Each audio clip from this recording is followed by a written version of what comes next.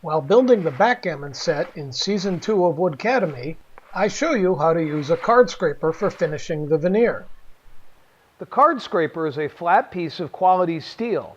We've squared the edge and then rolled the corner, flaring a little bit, just a little bit of the steel outward, creating what's called a hook. And this acts almost like a plane blade to microscrape the material, removing material, not creating dust, but rather tiny little shavings that then do not get further buried back into the pores of the wood.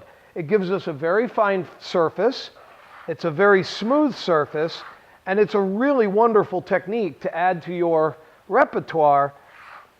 But the only hard part about all of this is the actual sharpening of the card scraper, the creation of this hook. So let's look at how to do that.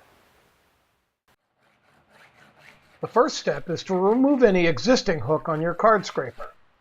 A fine-tooth mill file is used to flatten both faces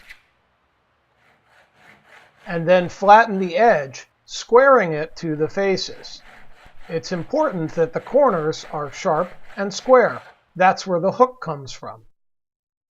And now a burnishing tool is used to roll these corners outward, forming the hook.